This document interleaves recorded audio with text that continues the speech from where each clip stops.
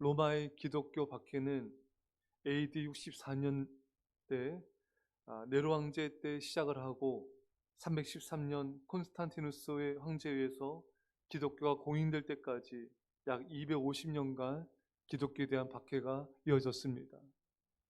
로마인들은 오직 하나님만을 믿으며 우상 숭배와 황제 숭배에 굴복하지 않는 기독교인들을 눈엣 가시로 여겨 배척했던 것입니다.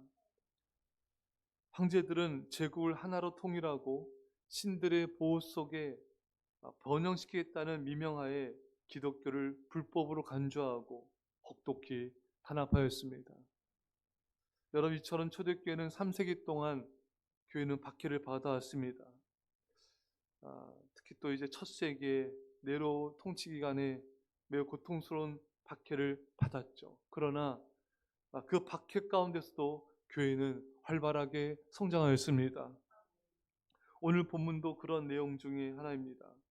말씀을 들은 사람 중에 믿는 자가 남자가 약 5천이나 되었더라. 여러분, 사도들은 박해한 자도 있었지만 많은 믿는 자들이 생겨나게 되었습니다. 모든 사람이 믿지는 않았지만 많은 사람들이 믿었습니다. 여러분, 반대자를 보지 마시고요, 협조자를 바라보십시오. 핍박자를 바라보지 마시고 구원을 받고 변화된 자를 바라보십시오. 예수님의 이름으로 기도합니다. 하원 의원에서 기도해서 많은 사람들이 감동과 도전을 줬던 류용렬 목사님이 간증 가운데 이런 말씀하셨어요. 사회자가 언제 목사님 기쁘십니까? 목사님이 대답하기를 성도들이 변화될 때입니다. 그럼 언제가 힘드십니까? 성도들이 변화되지 않을 때, 또 시험에 들 때, 또 교회를 떠날 때, 그리고 세상을 떠날 때, 이런 고백하시면서 여러분, 우리도 마찬가지죠. 여러 힘든 일이 있지만 나를 통해 변화된 사람, 구원받은 사람을 보며 우린 기뻐할 수 있습니다.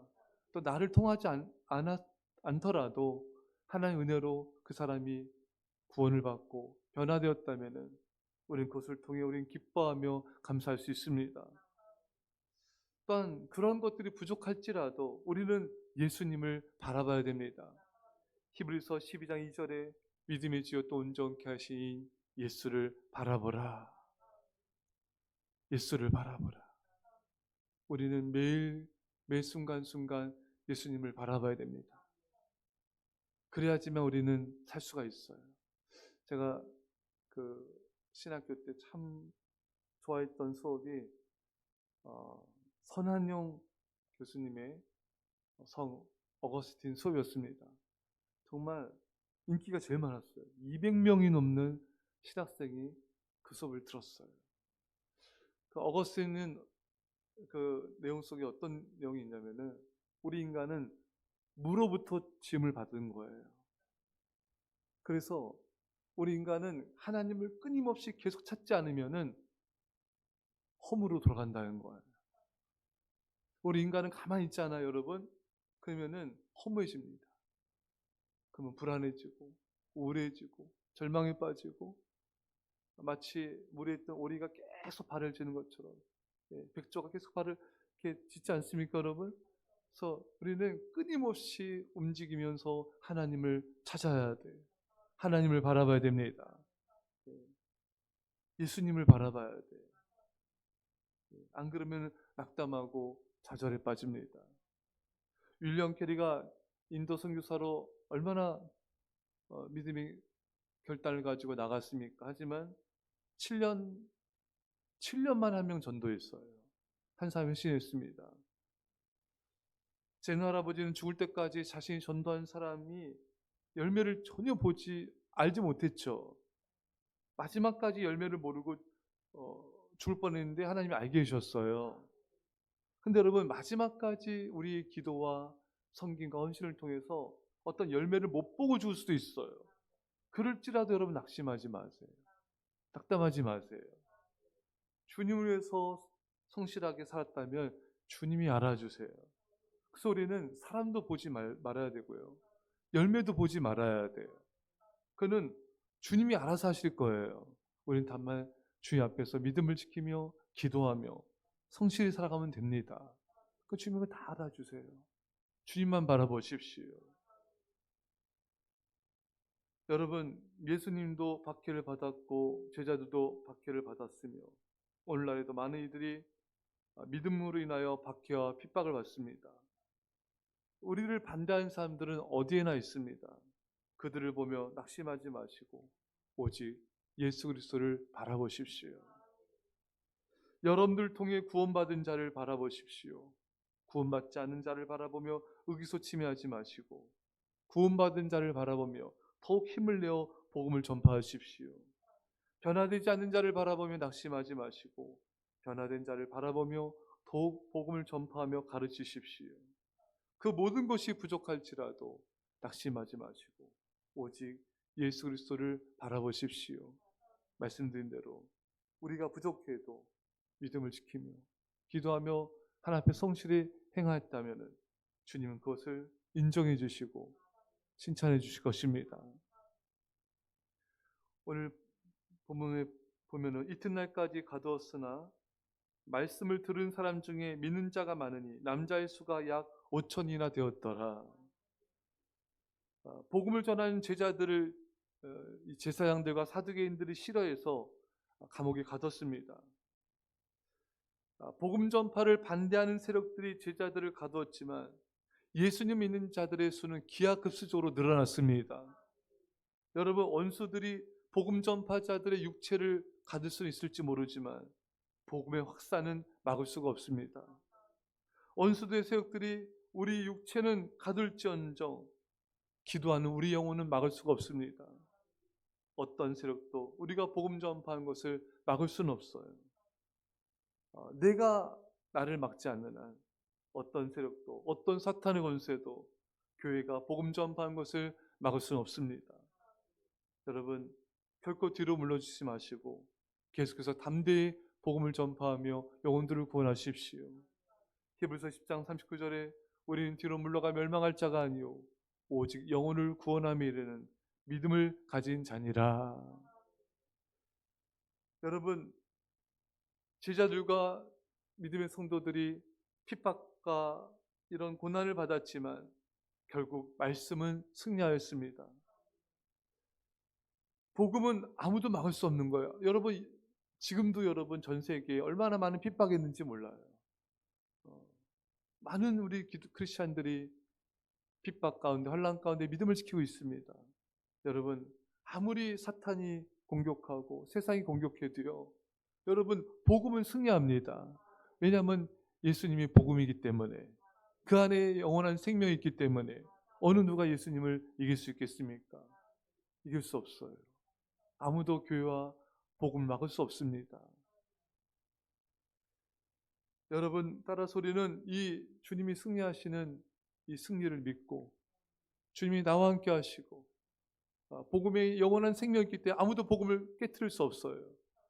그렇기 때문에 여러분, 우리는 승리할 수밖에 없는 거예요. 이미 주님이 승리하셨습니다. 여러분, 그래서 우리가 힘들고 어려워도 고난과 박해가 있어도 복음 전파를 중단하지 마시고 계속해서 복음을 전하십시오. 사랑하는 성도 여러분, 주님을 사랑하는 자에게는 장애물이 없습니다. 장애물이 있어도 그것을 뛰어넘습니다. 시편 119편 말씀에 주의 법을 사랑하는 자에게는 큰 평안이 있으니 저에게 장애물이 없으리이다. 여러분, 인생 가운데 고난이 없는 인생이 어디 있으며 장애물이 없는 인생이 어디 있겠습니까? 하지만 주님을 사랑하는 자는 그 장애물이 일종의 허들인 거예요. 선수들이 달리기 할 때 허들이 있으면 뛰어넘지 않습니까? 그것 때문에 뒤돌아가거나 여러분 그러지 않아요.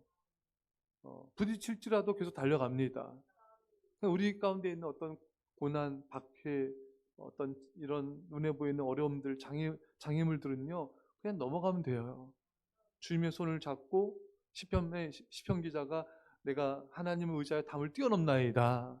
그걸 하나님을 의지해서 주님 우리 손을 붙잡아 주시거든요.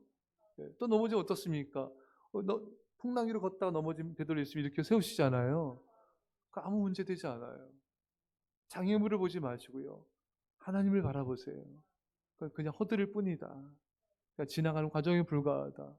우리에게 있는 여러 가지 어려움들, 힘듦, 고난, 또 육체의 질병, 여러분 많은 아픔들, 상처들, 여러분 이거는 우리가 저천성에 가기까지 여러분 그냥 하나님의 손을 의지하는, 그래서 내가 이 장애물을 뛰어넘는 그런 허들에 불과하고 하나님의 능력을 체험하는 기회에 불과한 것이에요.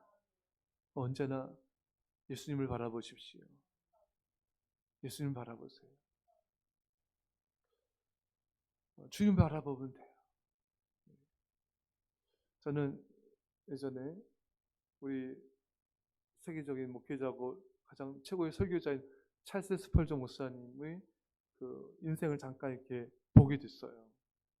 이분이 아내도 굉장히 아파서요. 예배 드릴 수 없을 정도로 아팠고, 이 스펄전 목사 얼마나 우리 신학교의 신학생들한테 많은 영향 끼치는지 몰라요. 근데 이 찰스 스펄전 목사님도 굉장히 우울함이 심했대요. 굉장히 우울감이 심하고, 그렇게 성령 충만하고 믿음이 있어도 우울감이 올 수 있는 거예요. 모세도 죽고 싶어 했죠. 요나도 죽고 싶어, 엘리야도 죽고 싶어 했죠. 다만 우리 이것을 하나님을 의지하고 또 하나님께서 인도하시는 대로 또 의학적 도움을 또 빌려서 극복하는 과정에 불과한 거예요. 예. 그래서 그 제가 신학교 때인가요 공부했을 때 이 믿음의 사람들이 우울질이 많았다. 모세도 이렇게 죽고 싶어 했고 바울도 그렇고 또 이제 이런 기질들이 있다. 그래서 우리 그것을 그런 또 것이 있을지라도 하나님의 은혜를 의지해서 그것이 더 하나님의 뜻을 이루는, 더 하나님을 바라보고 천성을 바라보고 세상에 대한 미련을 버려버리는 이런 통로가 될 수 있다. 예. 여러분 우리가 천성에 가기까지 여러 가지 장애물들과 어려움이 있지만 우리는 천국에 도달할 것이고 우리는 승리할 것이며 우리는 하나님의 영광을 누리게 될 겁니다.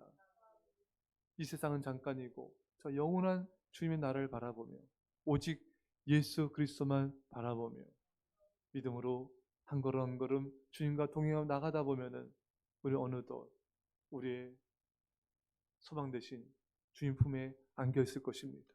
여러분 믿음으로 승리하시기를 주의 간절히 축원합니다. 기도합시다. 하나님 아버지, 많은 공격과 박해와 환난과 어려움이 있을지라도 아무도 어떤 세력도 복음과 교회는 막을 수 없습니다. 이미 주님이 승리하셨기 때문입니다. 주님 안에 있는 우리도 주님 때문에 이미 승리했습니다. 우리는 천국에 가게 될 것이고 주님 품에 안기게 될 것입니다. 주님 우리를 붙잡고 놓지 않기 때문인 것입니다. 주님 장애물을 보지 말게 하시고 우리 가운데 있는 여러 가지 어려움들을 보지 말게 하시고 믿음의 주여 또 온전케 하시는 예수 그리스도를 바라봄으로 주의 안에서 평안과 기쁨과 승리를 누리게 하옵소서. 감사드리며 예수님의 이름으로 기도합나이다. 아멘.